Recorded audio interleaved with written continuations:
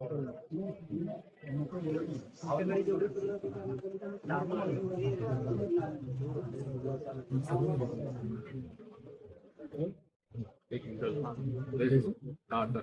ज्या पोलीस ठाण्यामध्ये तुम्ही आला होता, एखादी काय तक्रार आहे?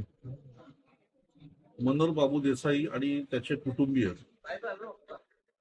यांनी माझ्यावर अत्यंत खालच्या स्तरावर केलेली टीका आणि वापरलेले जे अपशब्द आहेत, म्हणजे माझा बदनामी करून त्यांनी मला माझं अस्तित्व संपवण्याचा जवळजवळ प्रयत्न केलेला आहे. आणि त्याची तक्रार देण्यासाठी मी या ठिकाणी आलो होतो. आणि ज्यांना ज्यांना तो व्हिडिओ मिळाला, व्हायरल होऊन ज्यांना मिळाला, ते सर्व आमचे अनुयायी या ठिकाणी आलेले आहेत माझ्याबरोबर.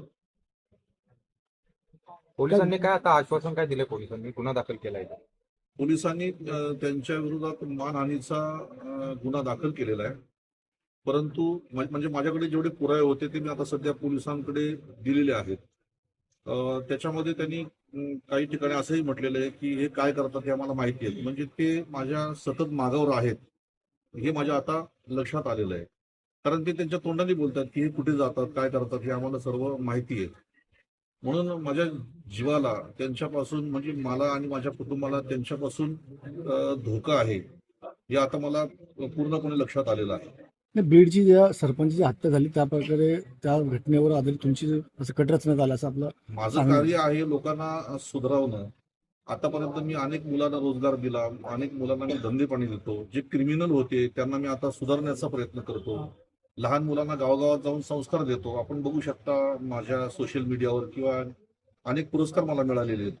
आणि आज एका बाजूने यांचा जर तुम्ही शोध घेतला, यांचं सर्च केलं, तर हे गावातल्या मुलांना गुन्हेगार बनवायचा प्रयत्न करतायत.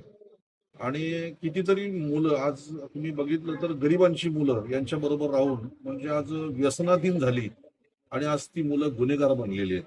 आणि म्हणून त्यांचा माझ्यावर राग आहे की आम्ही गावचे पाटील आहोत आणि आमची सत्ता गावात चालली पाहिजे. आणि कुठेतरी यांचा 4-5 वर्षापासून हा माझ्यावर राग आहे. अनेकदा त्यांनी असा प्रयत्न केलाय मला बदनाम करण्याचा, परंतु मी त्याच्याकडे दुर्लक्ष करत होतो. आज त्यांनी हा जो केलेला माझ्यावरती आरोप आहे, हे कुठलेच आरोप ते सिद्ध करू शकत नाही. मी माझ्या रीतसर या ठिकाणी तक्रार दिलेली आहे आणि मला विश्वास आहे की पोलीस मला नक्की या गोष्टीमध्ये सहकार्य करतील. त्यांच्यामुळे कोणाचा हात वगैरे असू शकतो असं काय वाटतं?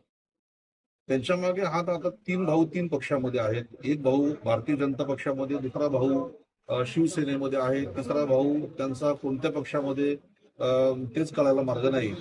तर मला कधी कधी असं वाटतं की बाबा जे त्यांना पाठीशी घालतायत त्यांनी त्यांच्या कॅरेक्टरचा विचार करावा, त्यांची प्रवृत्ती आहे त्याचा विचार करावा.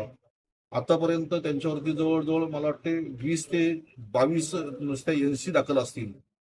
अतिरिक्त कारवाई त्यांच्यावर काही झालेली नाही असं दिसून येतं मला. आणि काही गंभीर स्वरूपाचे गुन्हे देखील त्यांच्यावर आहेत. तर कुणाचा तरी राजकीय त्यांना पाठिंबा असल्याशिवाय ते अशा प्रकारचं पाऊल उचलू शकत नाही असं मला वाटतं.